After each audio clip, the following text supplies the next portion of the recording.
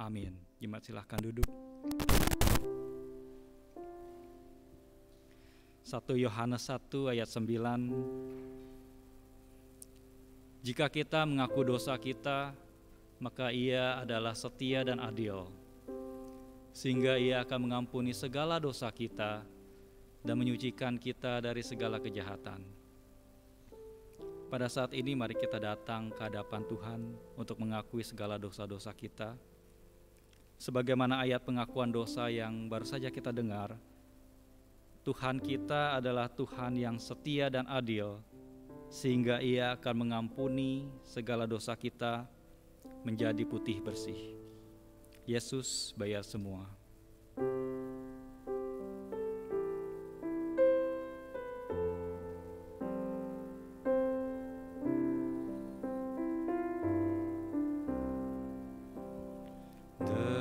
Dengarlah sabdanya, kau yang tak berdaya, datanglah kepadanya, kau kan dapat sentosa. Yesus bayar semua hutang dosaku, dosa bagai kirmisi jadi putih bersih. Dia adalah padaku suatu kebaikan, tapi darah Tuhanku memberikan kelepas. Yesus bayar semua. Yesus bayar semua hutang dosaku, dosa bagai kirmisi jadi putih bersih. Interlude. Jemaat saya undang kembali untuk bangkit berdiri.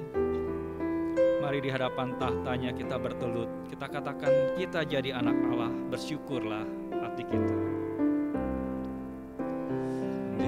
Di depan tahtanya sekarang ku bertelut, ku jadi anak Allah, hatiku bersyukurlah. Yesus bayar semua. Yesus bayar semua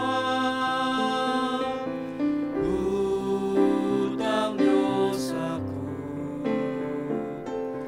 dosa bagai kirmisi jadi. Sekali lagi kita katakan dengan sungguh-sungguh, Yesus bayar semua.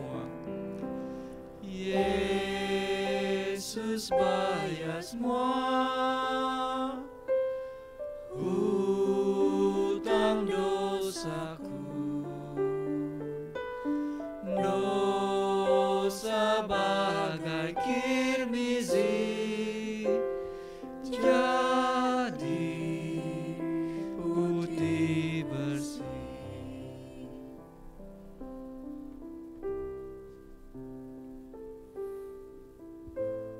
Mari masing-masing kita datang kepada Tuhan, merenungkan pujian ini sekali lagi. Yesus bayar semua hutang dosa kita. Adakah sesuatu yang bisa membayar hutang dosa kita? Adakah barang-barang berharga, adakah milik kepunyaan kita yang bisa membayar hutang dosa kita? Tidak ada. Karena dosa terkait dengan kehidupan, dosa terkait dengan kematian, terkait dengan nyawa. Maka dalam konsep perjanjian lama selalu ada binatang-binatang dikorbankan, nyawanya dikorbankan, disembelih untuk menjadi korban. Karena dosa selalu terkait dengan hidup, dengan nyawa. Yesus membayar hutang dosa kita. Karena dia serahkan nyawanya untuk melunasi seluruh hutang dosamu dan hutang dosaku. Yesus bayar semua itu. Maka seharusnya kita bersyukur kalau hari ini kita ada sebagai orang-orang yang mengalami karya penebusan Kristus yang luar biasa itu, yang dahsyat itu, yang berikan pengharapan kekal, hidup kekal di dalam Dia. Bersyukurlah saat ini dan tikliklah hidupmu sebagai orang-orang yang sudah mengalami karya Tuhan itu. Apakah berpadanan dengan hidup bersyukur yang harus engkau kerjakan di dalam hidup itu?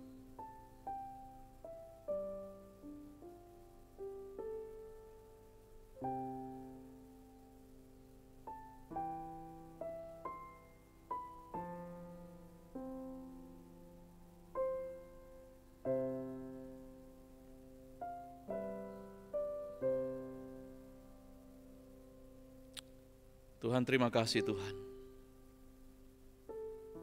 Kami adalah manusia-manusia ciptaan-Mu.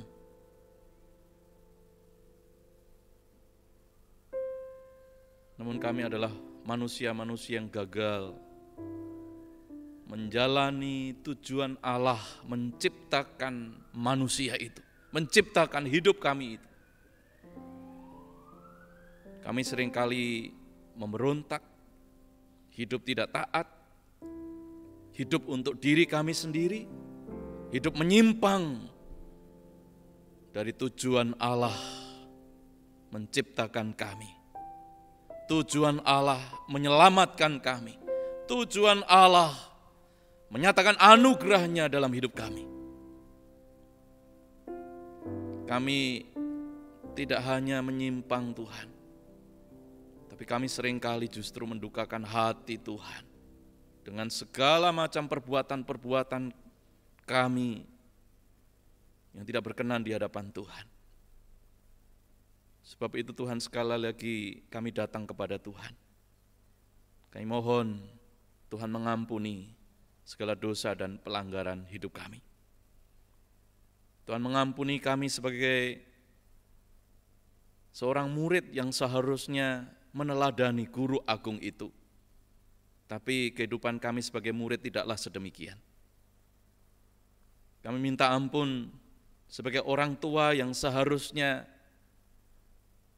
kedapatan menjadi orang tua yang bijaksana, yang sesuai dengan kebenaran Tuhan, sesuai dengan kehendak Tuhan, sesuai dengan peran yang Tuhan maksudkan di dalam hidup kami sebagai orang tua.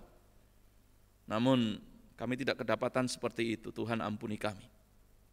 Kami sebagai anak yang seharusnya menaruh hormat, menaruh cinta kasih kepada orang tua, namun kami tidak sedemikian ya Tuhan. Tuhan, ampunilah kami. Padahal Tuhan, perintah-Mu begitu jelas untuk menghormati orang tua. Ampuni kami. Sebagai suami, sebagai istri, sebagai apapun Tuhan, seharusnya kami berperan seperti peran kami. Tapi kami tidaklah sedemikian. Jauh dari itu semua. Tuhan, ampunilah kami. Dan bawa kembali kami Tuhan sebagai orang-orang yang sudah dibayar lunas seluruh hukuman dosa itu. Bila hidup kami berpadanan dengan panggilan dan tujuan-Mu. Terima kasih Tuhan. Kami memohonkan doa pengampunan ini dengan satu keyakinan bahwa Tuhan yang penuh dengan kasih setia rahmat membuka hatinya, menerima dan mengampuni kami. Terima kasih Tuhan untuk kemurahan-Mu. Terima kasih untuk pengampunan-Mu. Di dalam nama Tuhan Yesus Kristus kami bersyukur. Amin.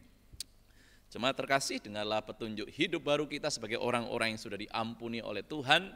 Dari 1 Korintus pasal 15 ayat yang ke-10, demikian firman Tuhan. Tetapi karena kasih karunia Allah, aku adalah sebagaimana aku ada sekarang. Bersama-sama kita mengikrarkan pengakuan iman kita seturut dengan pengakuan iman rasuli. Aku percaya kepada Allah, Bapa yang Maha Kuasa, Khalik langit dan bumi, dan kepada Yesus Kristus, anaknya yang tunggal Tuhan kita, yang dikandung daripada Roh Kudus, lahir dari anak darah Maria, yang menderita sengsara di bawah pemerintahan Pontius Pilatus, disalibkan, mati dan dikuburkan, turun ke dalam kerajaan maut. Pada hari yang ketiga, bangkit pula dari antara orang mati, naik ke sorga, duduk di sebelah kanan Allah, Bapa yang Maha Kuasa. Dan dari sana ia akan datang untuk menghakimi orang yang hidup dan yang mati. Aku percaya kepada Roh Kudus, gereja yang kudus dan am, persekutuan orang kudus, pengampunan dosa, kebangkitan tubuh, dan hidup yang kekal. Amin. Bersyukur atas pengampunan yang sudah kita terima, mari kita bersama-sama nyanyikan kasih Allah sungguh telah terbukti.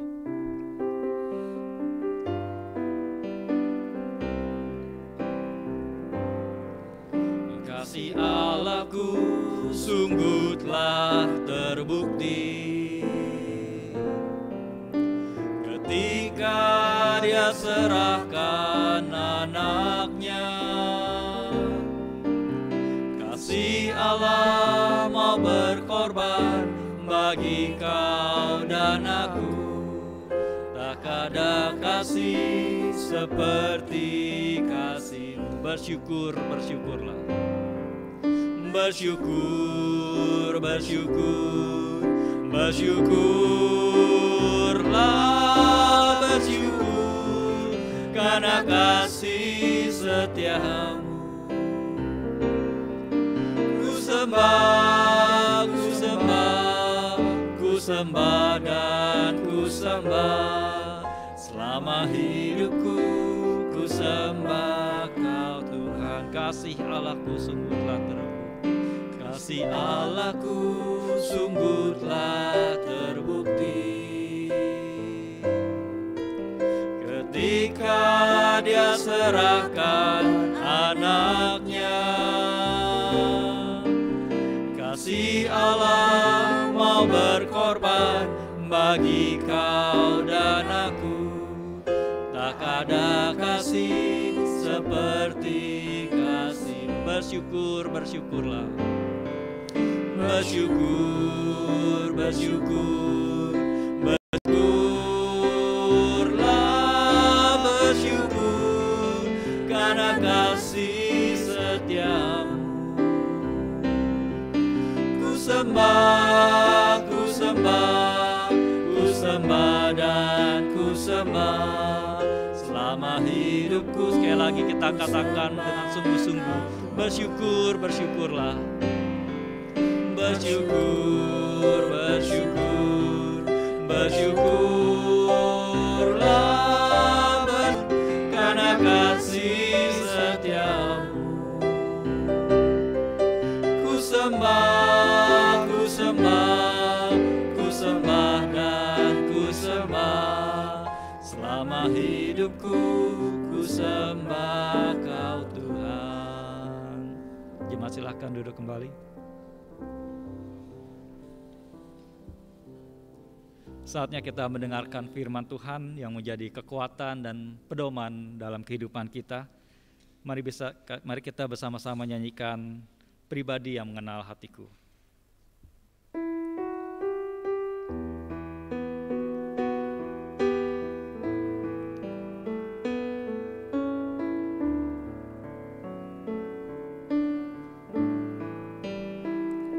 Seperti rusa yang haus, rindu aliran sungaimu.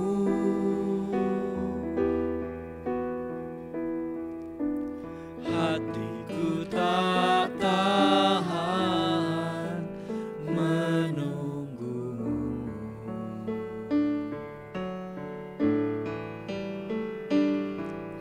Bagai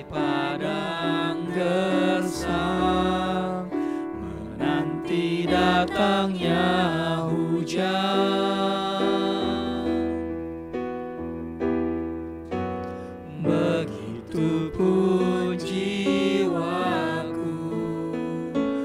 Tuhan, hanya Engkau pribadi yang mengenal hatiku. Hanya Engkau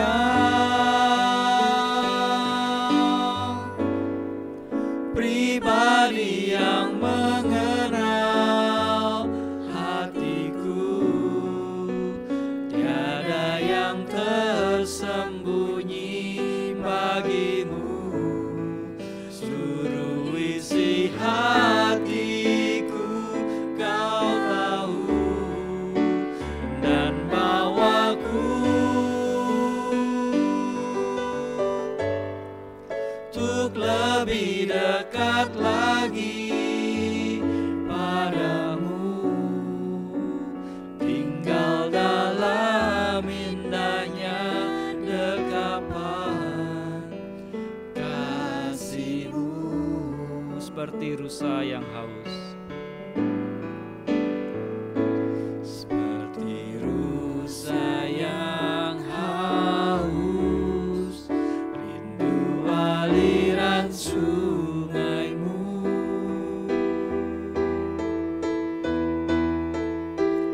Hatiku tak tahan menunggu-Mu, bagai padang gersang,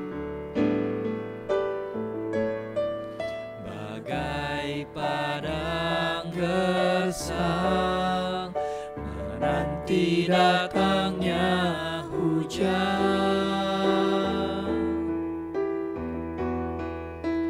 Begitupun jiwaku. Tuhan, hanya Engkau, hanya Engkau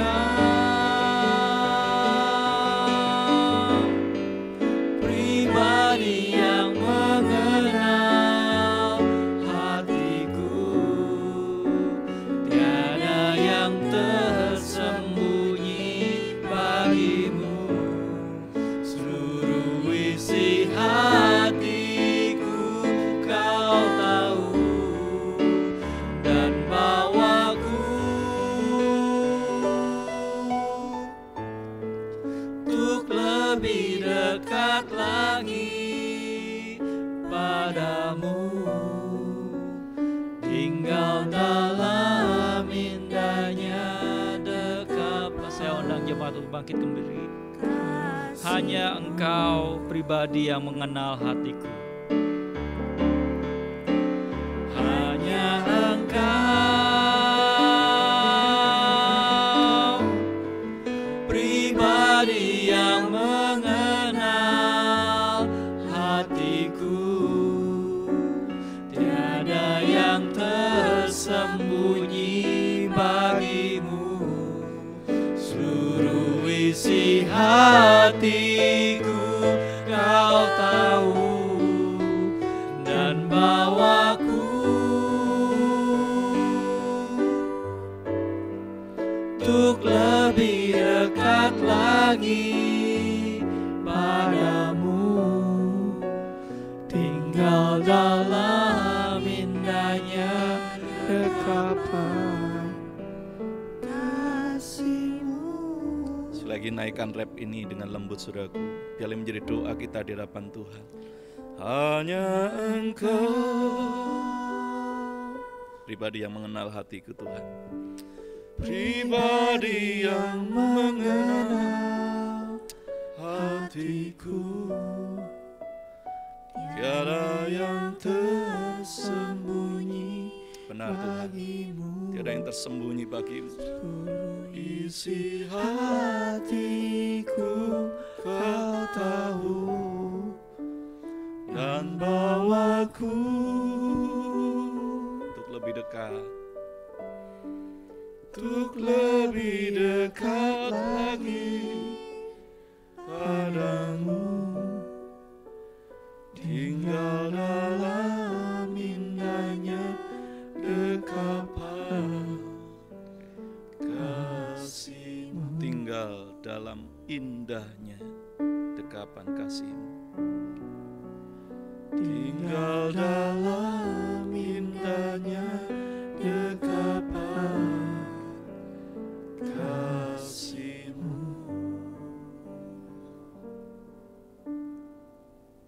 kalimat terakhir dari lagu ini katakan, tinggal dalam dekapan indahnya kasih Tuhan. Apakah sungguh kita betul-betul merasakan indahnya dekapan dalam kasih Tuhan? Atau kita justru merasa terbebani ketika menjalani kehidupan sebagai murid-murid Kristus, dengan kita pikir banyak aturan, banyak larangan, banyak perintah. Walaupun minggu-minggu kemarin kita bicara, sebetulnya semua perintah pun untuk kebaikan kita. Bahkan ketika Allah cemburu pun, sebetulnya karena Dia memprotek kita, melindungi kita, menjaga kita dari berhala-berhala, dari hal-hal yang bisa membinasakan hidup kita. Apakah kita sungguh-sungguh merasakan indahnya dekapan kasih Tuhan? Bila pertanyaan ini terus menjadi satu kesadaran yang membawa kita, betul Tuhan, dengan jujur katakan, sebenarnya sangat-sangat indah berada dalam dekapan kasih Tuhan.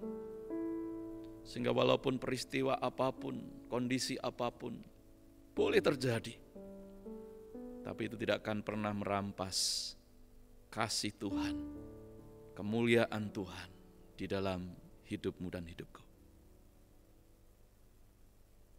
Tuhan, terima kasih sebagai orang-orang yang Engkau tebus dengan darah-Mu yang mahal. Kami menikmati indahnya dekapan kasih Tuhan. Lebih daripada kasih apapun Tuhan. Lebih daripada kasih yang kami rasakan di dunia ini dari orang-orang yang mengasihi kami.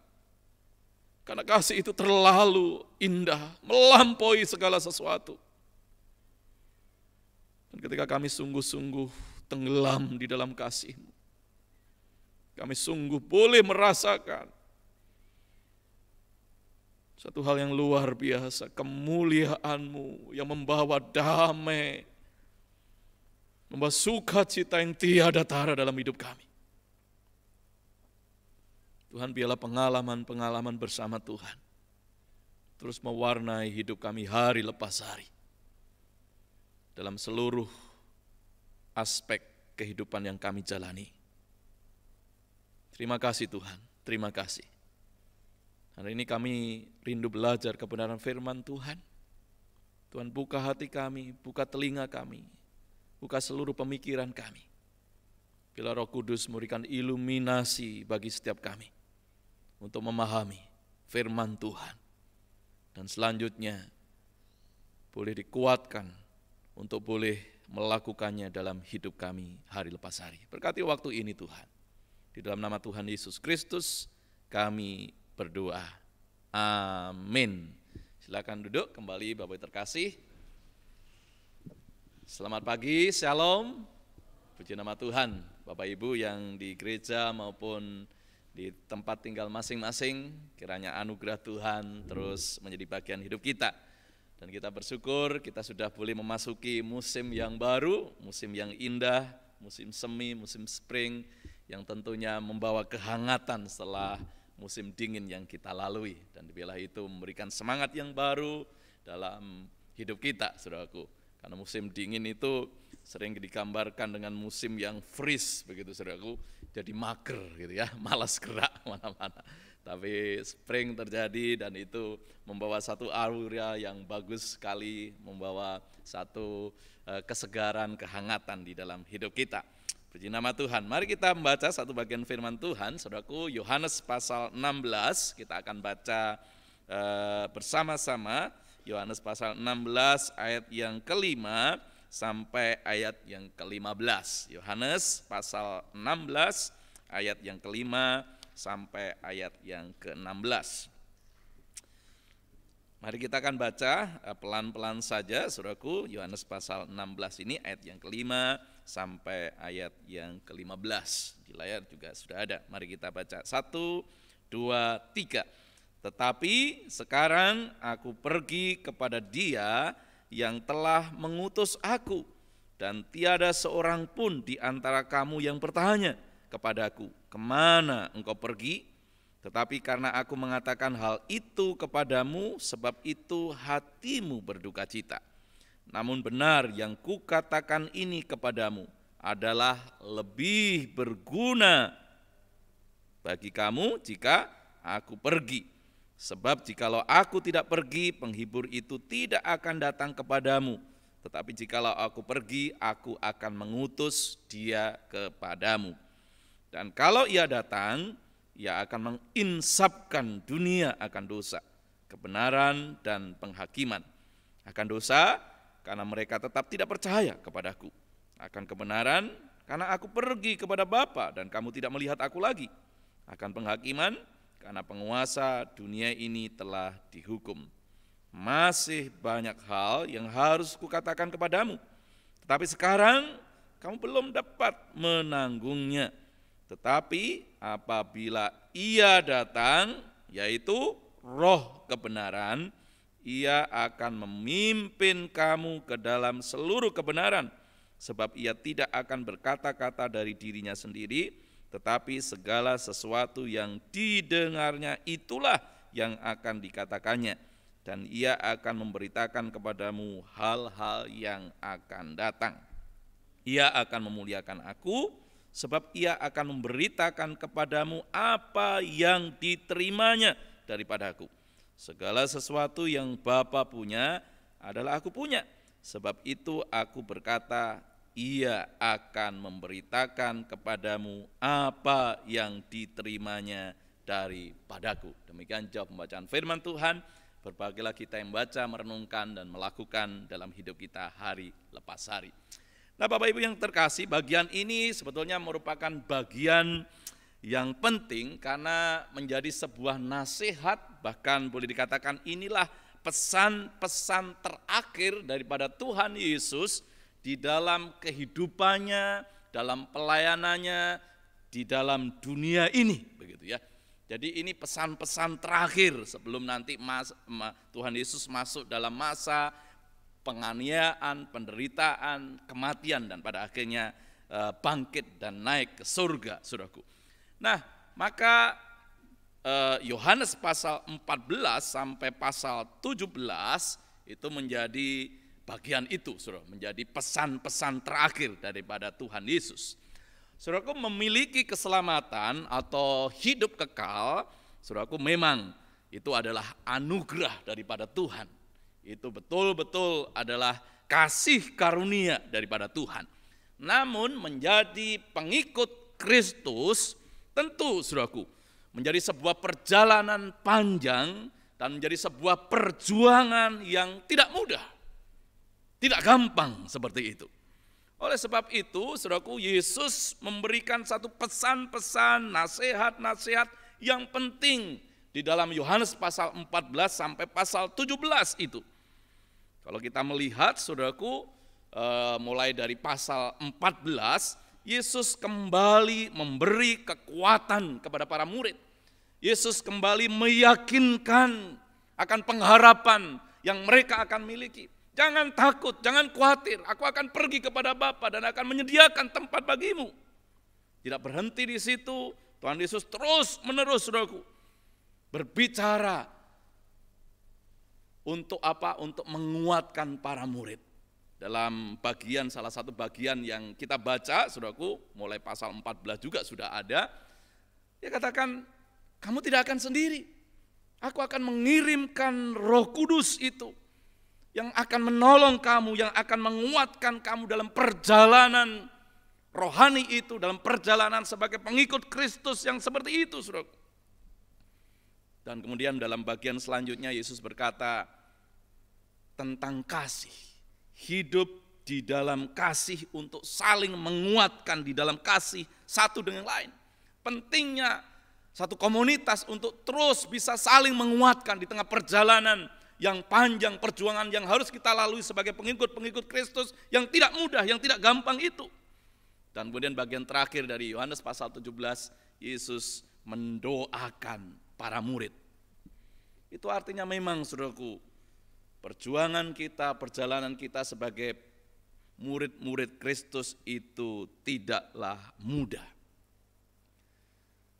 Apalagi ketika Yesus berkata, sekarang aku pergi kepada Dia yang telah mengutus aku. Next slide. Sekarang aku telah pergi kepada Dia yang telah mengutus aku. Ini satu berita yang tentunya mengagetkan para murid. Walaupun sudah beberapa kali Tuhan Yesus katakan seperti itu, tapi tetap saja menjadi berita yang sangat mengagetkan. Karena apa, saudara? Karena selama ini mereka hidup dalam kenyamanan. Kenyamanan seperti apa? Mereka tidak perlu khawatir kelaparan karena Yesus ada di situ.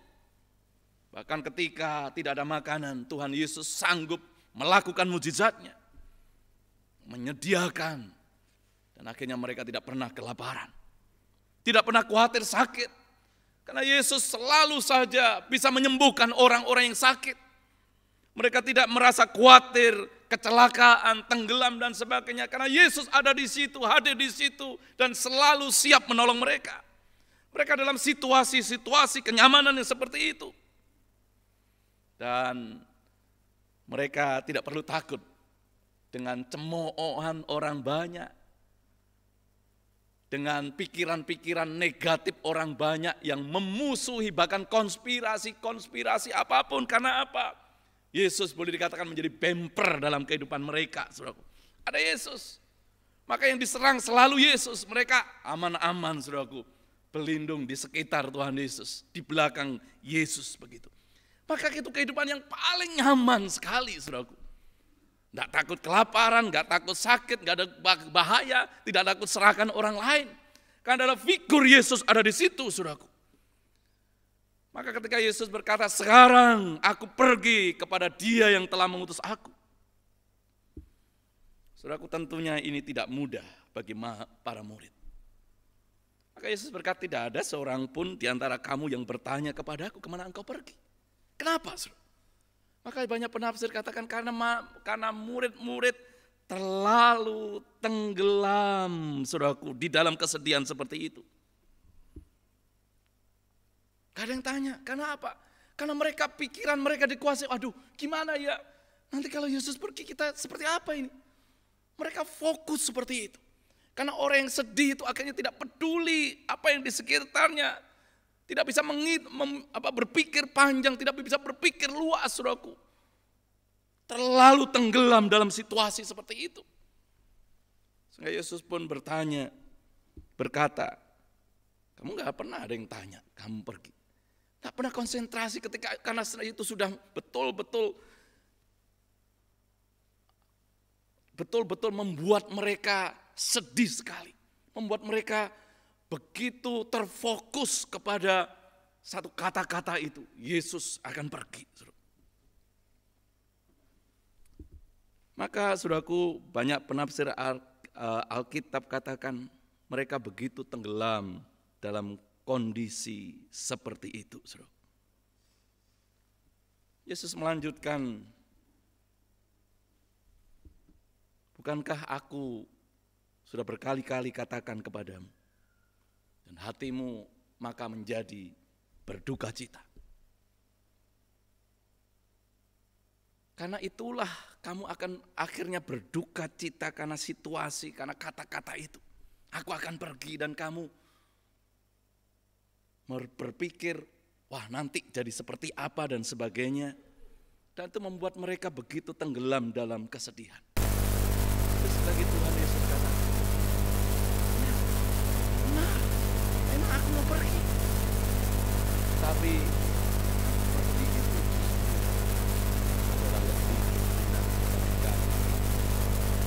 adalah lebih berguna bagi kamu. Kalau aku pergi itu lebih berguna bagi kamu. Walaupun itu membuat kamu berduka cita. Mereka sedih karena mereka beranggapan karena apa? Kepergian Yesus itu membuat mereka tidak nyaman. Artinya kepergian Yesus membuat mereka akhirnya merasa rugi, merugikan mereka. Itu yang terjadi. Tapi Yesus sekali menegaskan, benar yang kukatakan. Memang aku pergi dan itu membuat kamu berduka cita, tenggelam dalam duka cita seperti itu.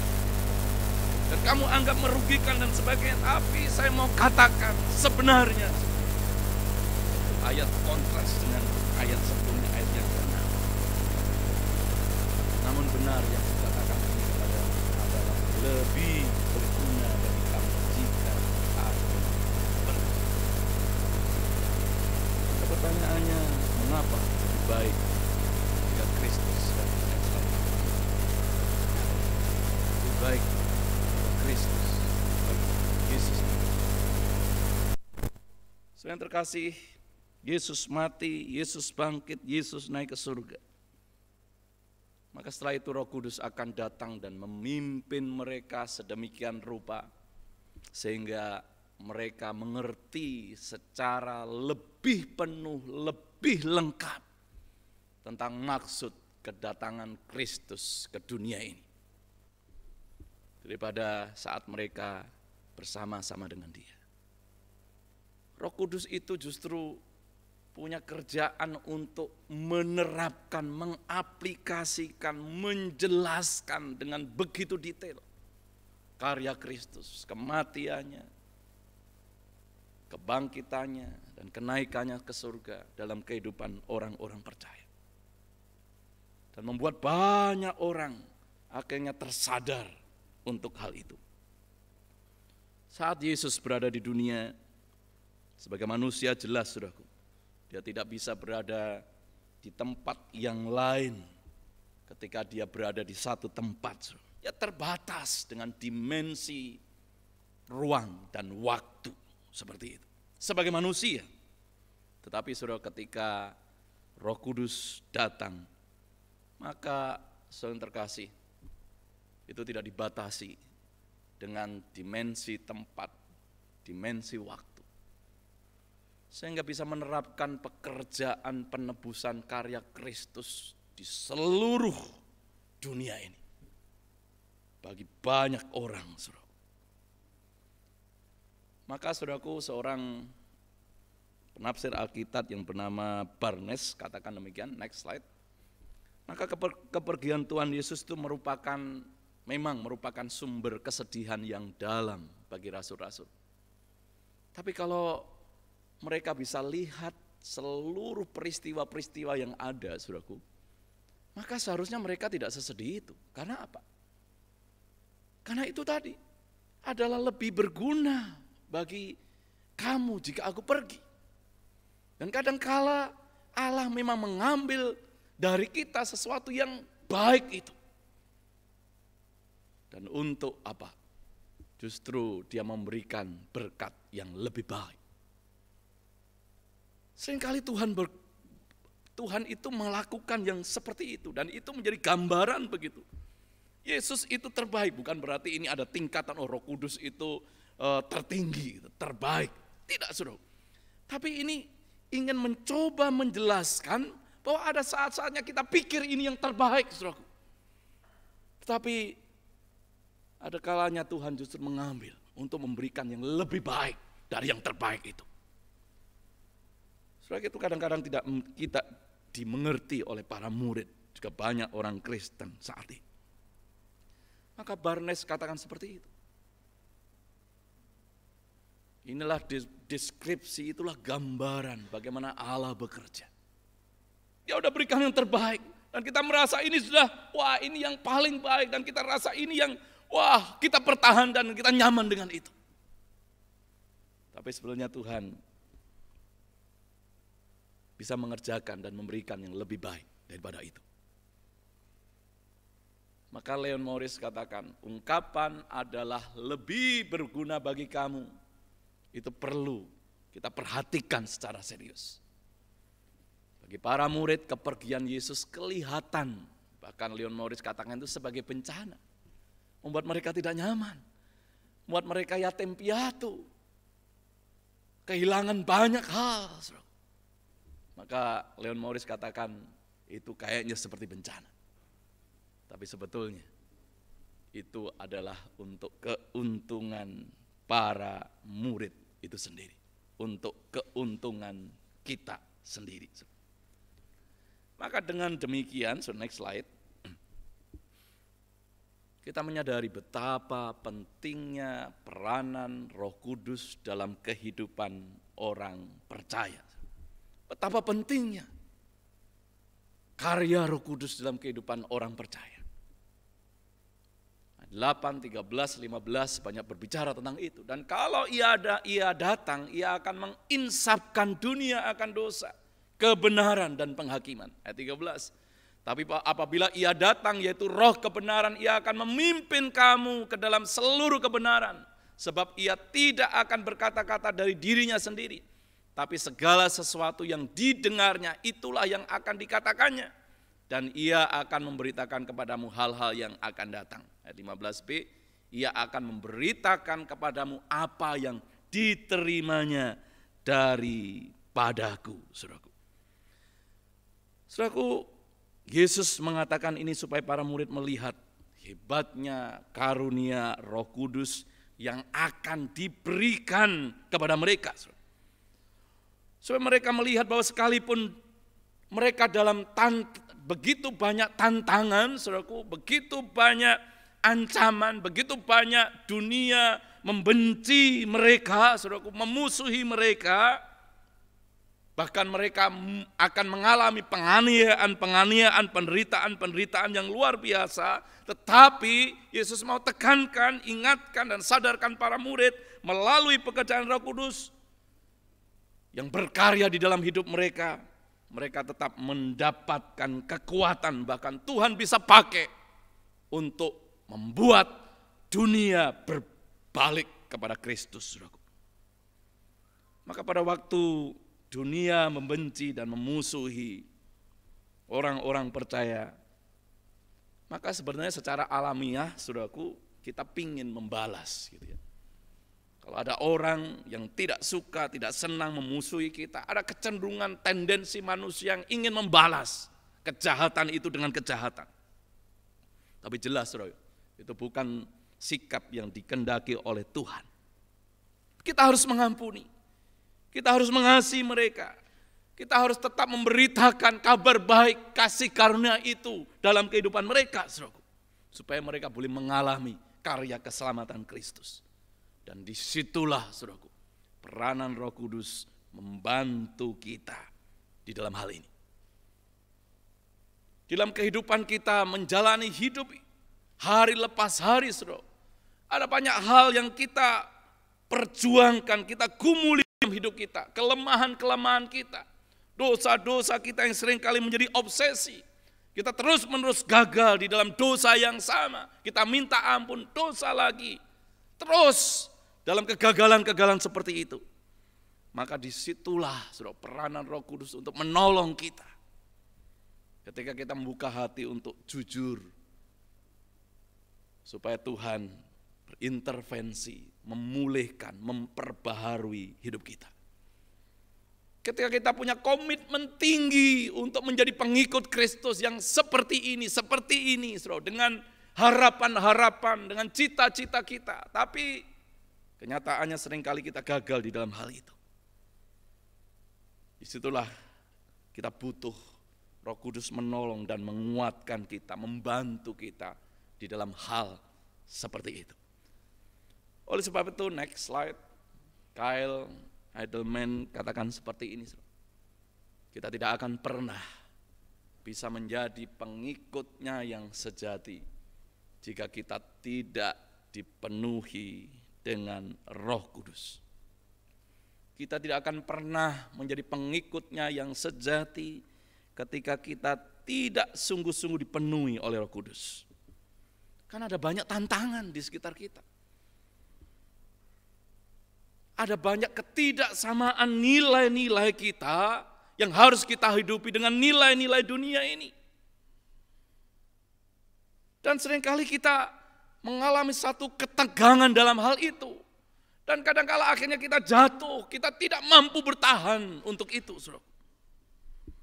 Maka Kyle katakan, saudaraku, kita perlu sungguh-sungguh dipenuhi oleh Roh Kudus untuk hal itu. Ada banyak nilai-nilai dunia ini yang tidak sama dengan nilai-nilai kerajaan Allah yang harus kita hidupi, saudaraku. Bahkan tidak hanya itu, kadang pun Tuhan mengizinkan kita diuji untuk makin memurnikan hidup kita. Yang membuat kita rasanya begitu lelah, membuat kita bertanya kenapa ini terjadi, kenapa peristiwa ini terjadi dalam hidup kita, kenapa bagian ini Tuhan ambil dalam hidup kita. Dan disitulah ketika kita tidak sungguh-sungguh menghadirkan, kita tidak sungguh-sungguh hidup dipenuhi oleh Roh Kudus, maka itu menjadi sebuah kesulitan. Maka ketika seseorang mencoba mengikuti Yesus tanpa dipenuhi Roh Kudus setiap hari, maka ada banyak saudaraku, orang-orang yang frustasi imannya, frustasi dengan kegagalan, dan cepat merasa letih dalam perjalanan iman sebagai pengikut-pengikut Kristus. Dan sulit sekali untuk bangkit kembali. Untuk kembali berjalan dengan tegap, berusaha kembali menjadi pengikut-pengikut Kristus yang setiawan. Tanpa dipenuhi Roh Kudus, seorang akan dibuat kewalahan oleh situasi hidup yang terjadi, kondisi-kondisi yang terjadi. Nah, itu yang dikatakan oleh Kyle Edelman. Maka biarlah kita membiarkan diri kita sungguh dipenuhi oleh Roh Kudus. Membiarkan diri kita sungguh-sungguh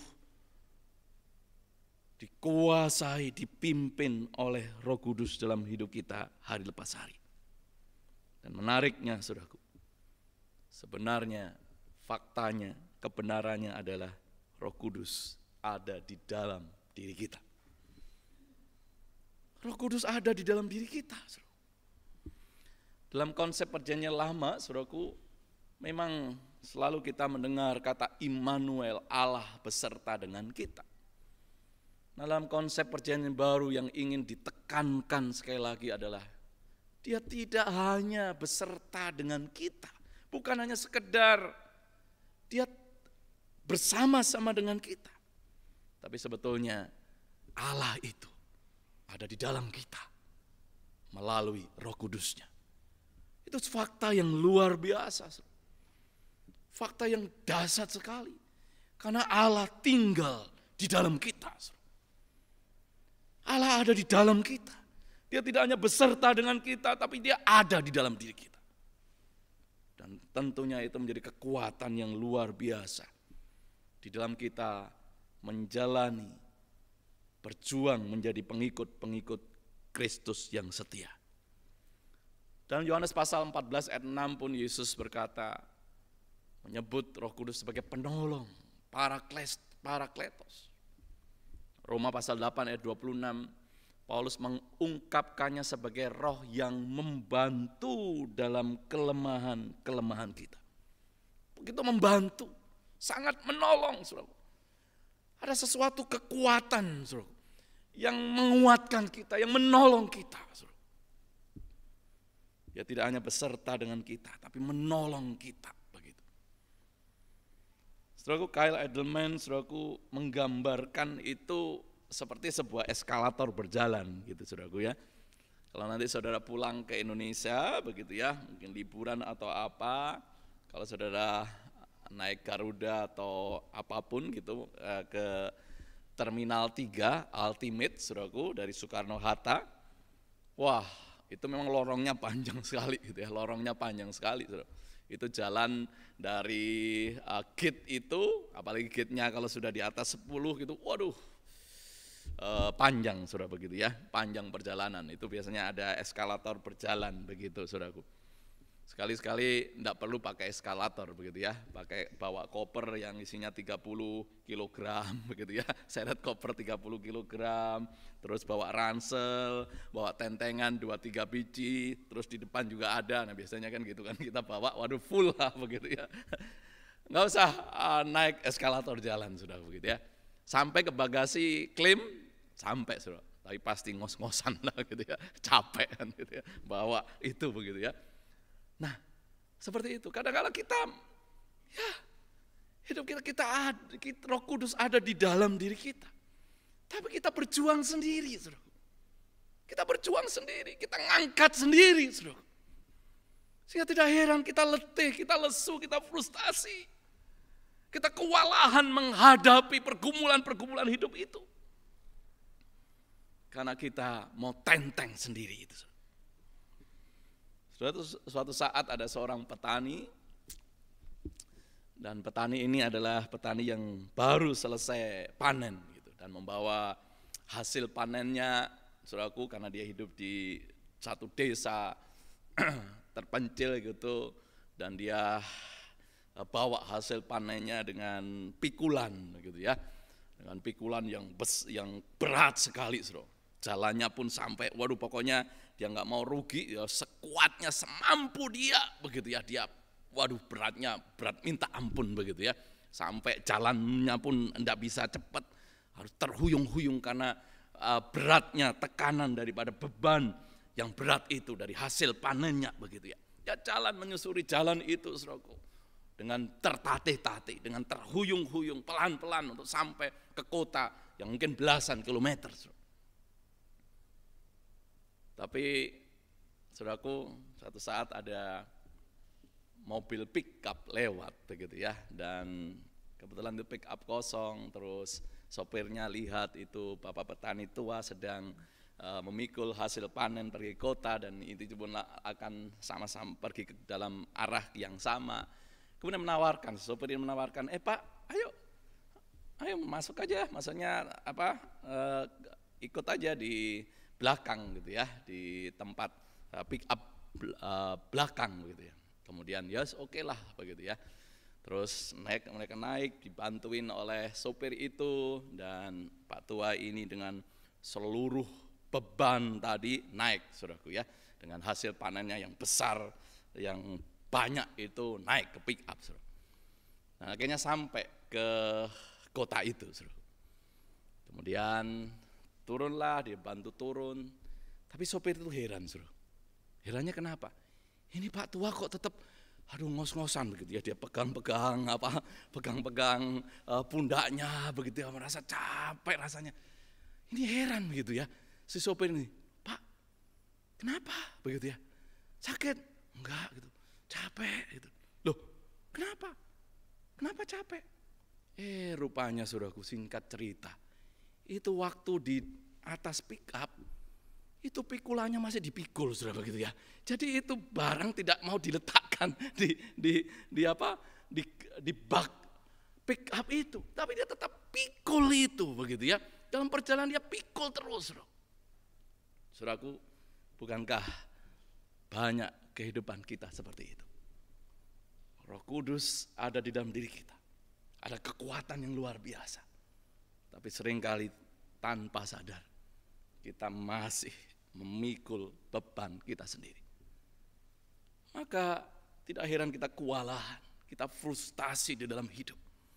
Kenapa? Kita merasa capek, letih, karena tidak betul-betul membiarkan Roh Kudus bekerja, membiarkan Tuhan sendiri menolong kita, mengangkat kita, memberikan kekuatan dan beban kita untuk kita mengalami kekuatan di dalam Dia.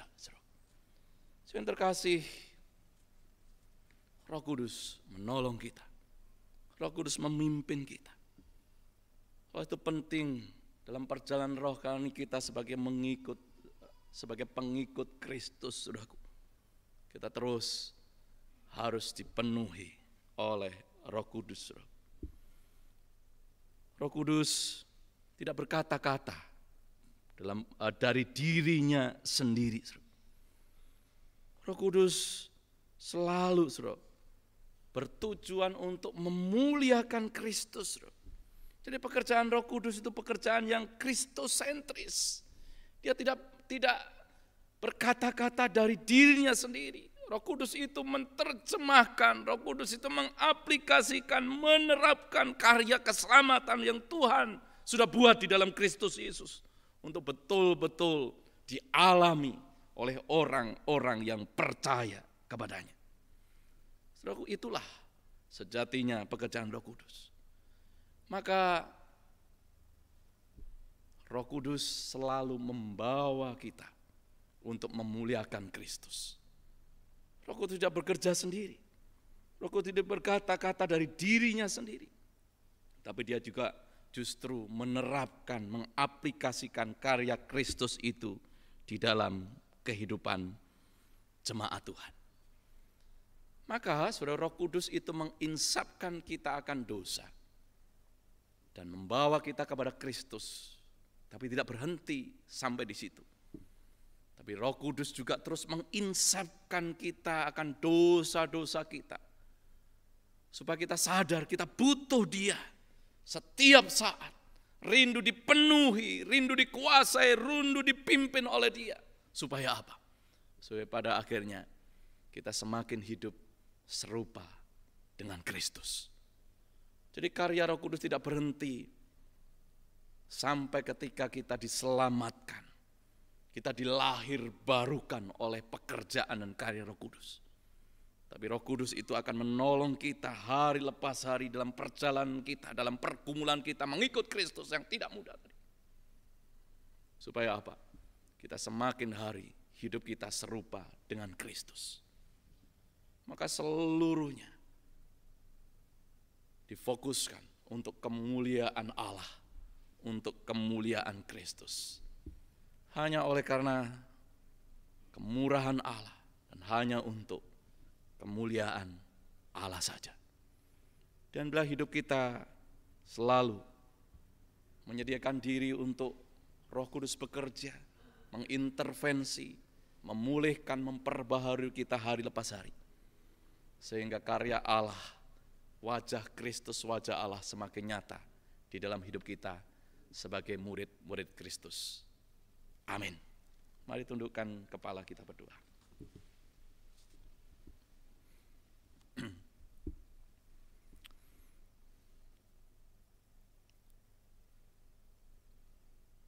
Masing-masing kita berdoa di hadapan Tuhan.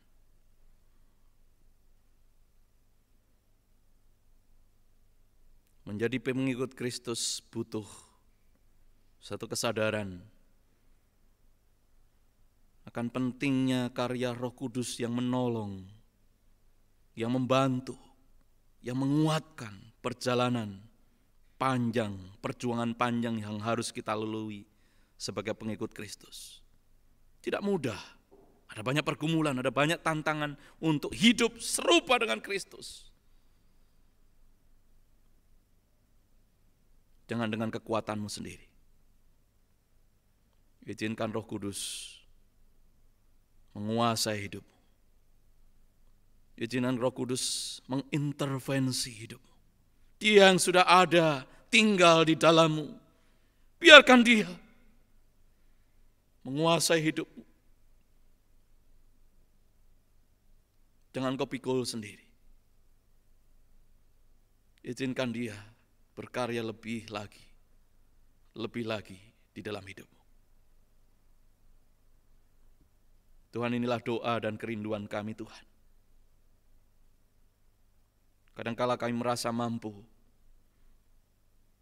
karena kami adalah orang-orang yang sudah ditebus oleh Kristus, yang sudah mati dan bangkit dan naik ke surga untuk kami. Tapi dalam perjalanan panjang yang harus kami lalui sebagai pengikut-pengikut Kristus, kami tidak sungguh-sungguh mengandalkan Engkau di dalam kehidupan kami. Tidak sungguh-sungguh beri tempat untuk Roh Kudus bekerja. Sehingga kami seringkali gagal, seringkali lelah, seringkali letih, seringkali kewalahan dalam hidup ini, Tuhan. Tapi saat ini Tuhan, kami rindu Roh Kudus yang berdiam di dalam diri kami menguasai hidup kami sepenuhnya. Bangkit Kristus kan datang kembali. Amin. Silakan duduk kembali. Tuhan berkati kita.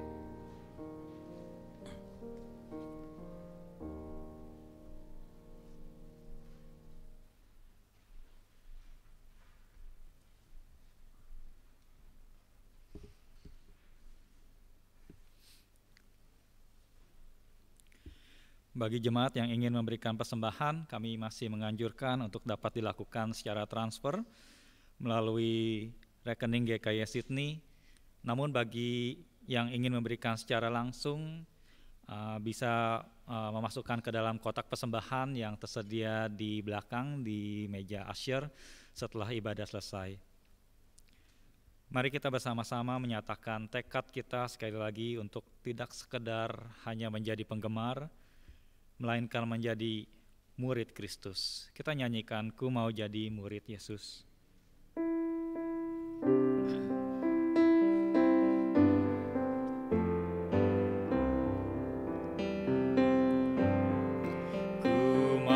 Jadi murid Yesus di dalam hatiku. Ku mau jadi murid Yesus Tuhanku. Di dalam hatiku. Jadi murid Yesus, ku mau dipenuhi kasih. Ku mau dipenuhi kasih di dalam hatiku. Ku mau dipenuhi kasih Tuhanku di dalam hatiku. Di dalam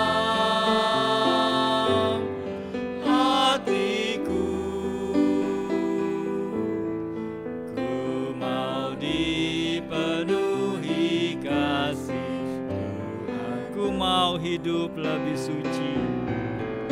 Ku mau hidup lebih suci di dalam hatiku.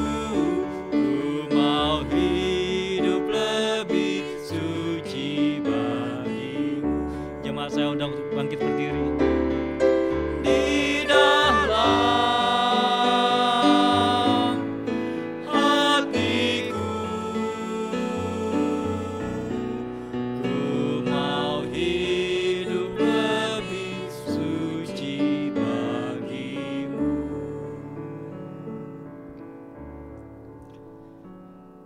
Tuhan, Bapa kami di sorga, kami bersyukur Tuhan untuk firman Tuhan yang sudah kami dengar, yang mengingatkan kami sekali lagi Tuhan bahwa Roh Kudus hadir tinggal di dalam hati kami. Biarlah kami boleh belajar untuk hidup bergantung kepada Roh Kudus.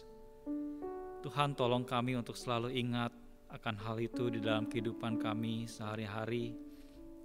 Tuhan, kini terimalah persembahan kami Bapa. Biar Tuhan kuduskan, layakkan agar menjadi persembahan yang berkenan di hadapan Tuhan.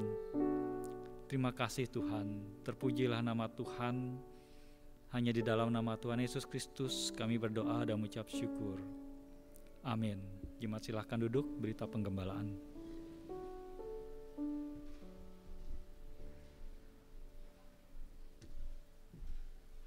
Selamat pagi, shalom Bapak yang terkasih, shalom. Semangat ya, tetap semangat di dalam mengikut Tuhan. Walaupun ada banyak hal yang terjadi yang tidak pernah kita pikirkan, tapi saya yakin dan percaya ada kekuatan Tuhan, tangan Tuhan yang terus menopang hidup kita. Ada Roh Kudus yang tinggal dalam diri kita yang terus memberikan kekuatan di dalam hidup kita. Bersyukur untuk itu. Saya yang terkasih, terima kasih untuk seluruh rekan-rekan yang boleh melayani, dan terima kasih untuk seluruh jemaat yang sudah boleh datang di gedung gereja ini. Terima kasih untuk jemaat yang di rumah dengan setia juga mengikuti ibadah dengan sepenuh hati. Tuhan terus memberkati kita semuanya. Nah, Bapak yang terkasih, adakah di antara kita yang baru pertama kali hadir bersama-sama? Kami ingin mengenal saudara. Ada yang baru pertama kali hadir? Ya, kalau ada nanti boleh tulis itu ya. Oke, puji nama Tuhan. Nah, Bapak yang terkasih, hari ini saudaraku di Australia menjadi hari spesial untuk papa gitu ya. Happy Father's Day untuk para papa yang selama ini sudah berjerih-lelah untuk kita. Oleh sebab itu ada persembahan dan ada ungkapan hati anak-anak untuk para papa dalam kesempatan ini. Silakan.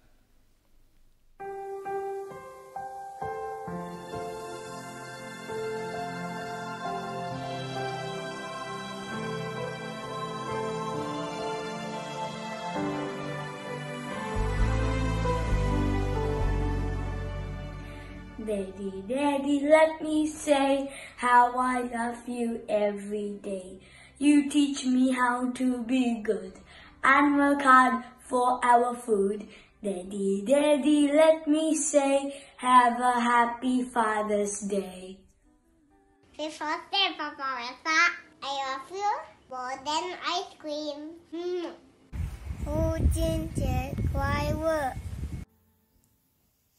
Happy Father's Day. Happy Father's Day. Happy Father's Day. We love you. I love you. Happy Father's Day. I love you, Papa.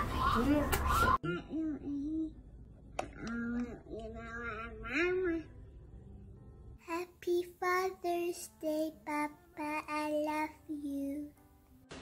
Happy Father's Day. Daddy. Daddy.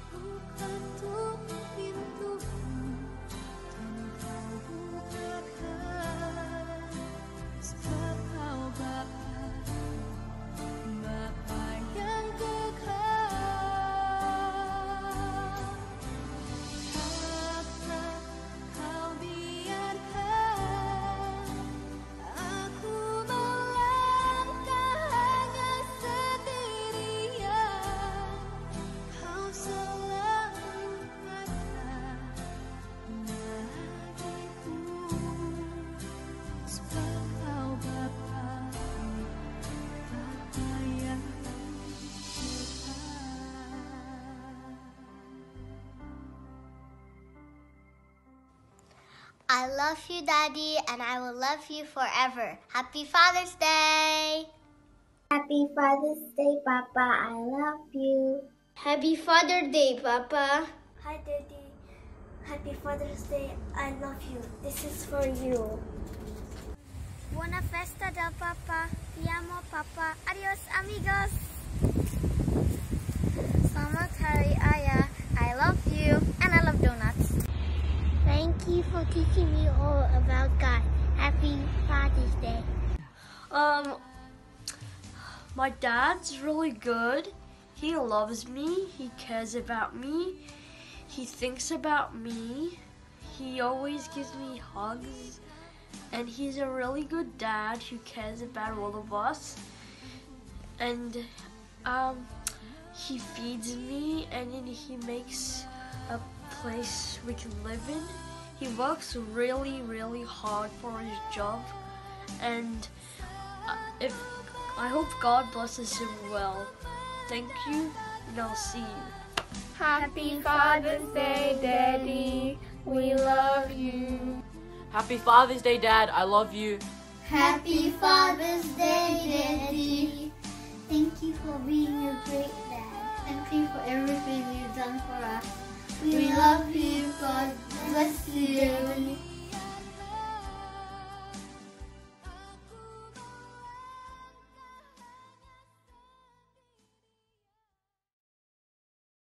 Anak-anak kita yang tulus mengucapkan selamat Hari Ayah untuk para papa yang terkasih yang sudah berjuang di dalam kehidupan mereka, saudaraku. Dan tidak kalah, saudaraku, rekan-rekan youth juga akan mempersembahkan pujian untuk para papa dalam kesempatan kali ini. Dipersilakan.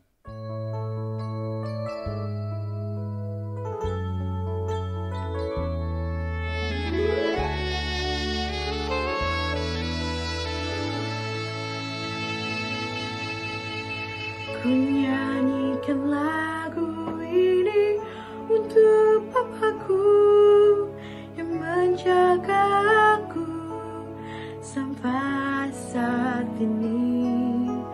Kasih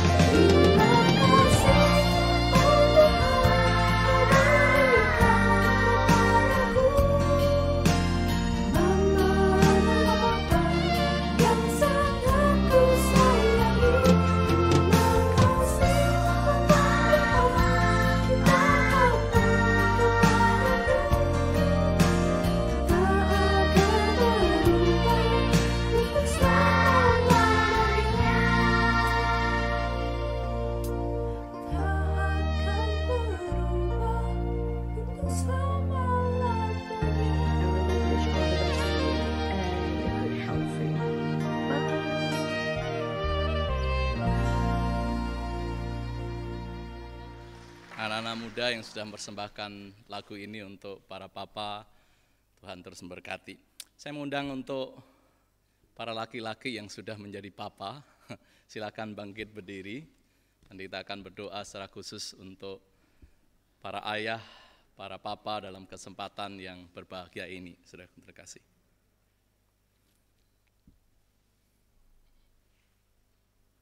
Saudara yang terkasih, seorang papa tetap kuat dan semangat di dalam pekerjaannya. Dia terus terlihat kuat, terlihat semangat di dalam seluruh aktivitas hari demi hari di kantor dimanapun dia berada. Seorang papa tetap tampil ceria di saat bersama-sama teman-teman dalam komunitas-komunitasnya. Seorang papa tetap tampil bahagia di saat bersama keluarga, bersama istri dan anak-anaknya. Namun terkadang seorang papa, ada seorang yang bisa juga menitikkan air matanya dalam kesendiriannya untuk menguatkan dirinya menggapai masa depan untuk kebahagiaan keluarganya yang dicintainya. Oleh sebab itu mari kita doakan untuk papa kita yang sudah berjuang dan kadangkala kita tidak tahu. Dalam kesendiriannya mereka pun menitikkan air mata demi kebahagiaan keluarganya. Mari kita datang kepada Tuhan dan saya mengundang mungkin anak-anak bisa datang kepada papanya, ada di sekitarnya, dan teman-teman anak-anak yang papanya datang boleh.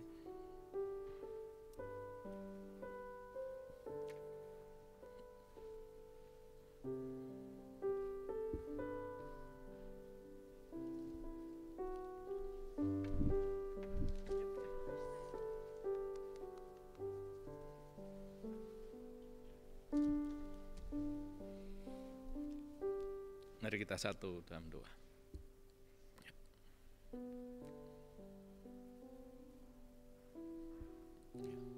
Mari kita datang kepada Tuhan.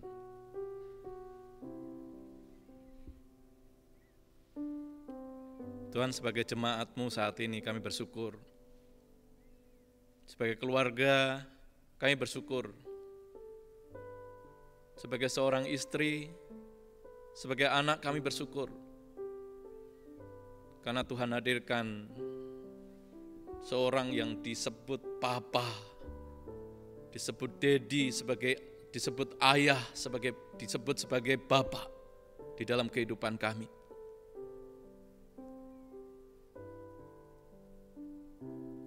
Tuhan, mungkin kami tidak pernah melihat kesedihan, tidak pernah melihat tangisan daripada para papa ada di tengah-tengah keluarga kami. Yang ada keceriaan, yang ada kebahagiaan, yang ada kekuatan. Sebagai seorang laki-laki yang harus tahan, yang harus kuat menjalani kehidupan itu. Tapi kadangkala kami juga mengerti dalam kesendiriannya. Ada tangisan, ada air mata untuk menguatkan diri di tengah pergumulan-pergumulan, untuk tetap memperjuangkan masa depan keluarga, memperjuangkan masa depan anak-anak.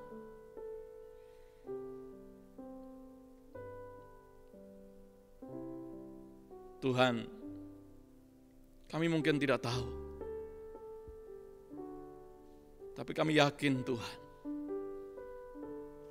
Papa kami menyimpannya itu dalam hati.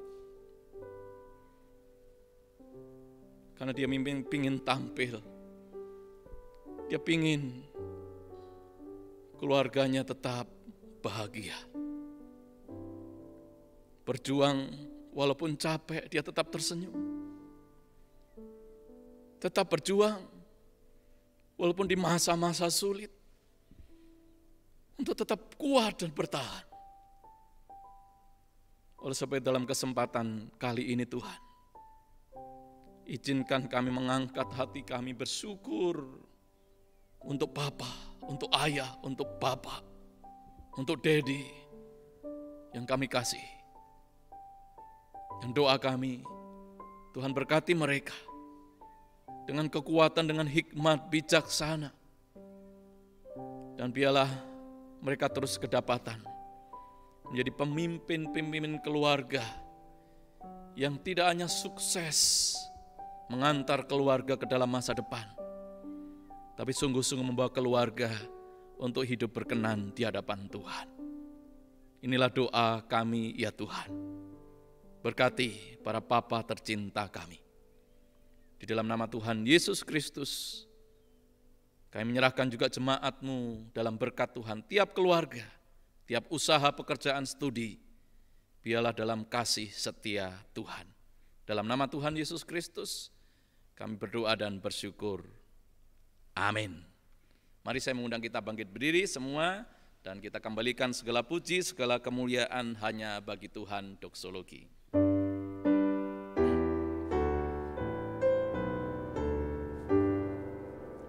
Puji Allah Bapa Putra, puji Allah Roh Kudus, ketiganya yang esa, pohon selamat sumber berkat.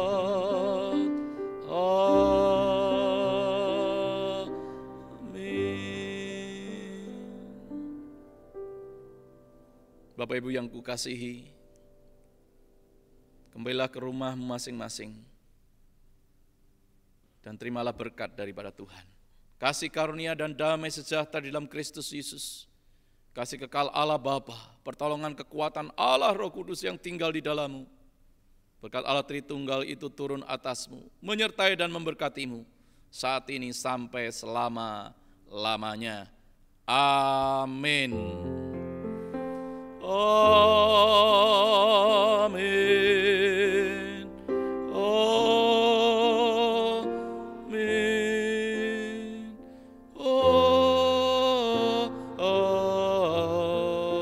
Amin.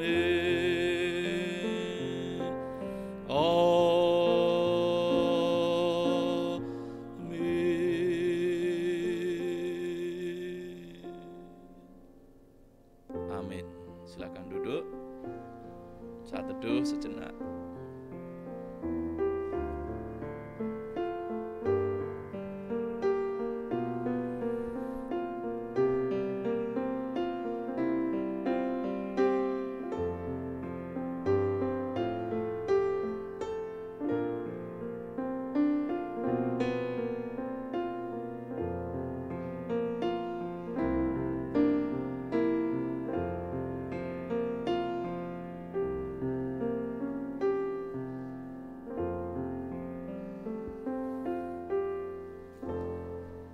Amin. Nanti cawan perjamuan sudah bisa bawa ke belakang dan taruh di tempat yang disediakan. Terima kasih, selamat hari Minggu, Happy Father's Day untuk para papa, Tuhan memberkati kita semuanya.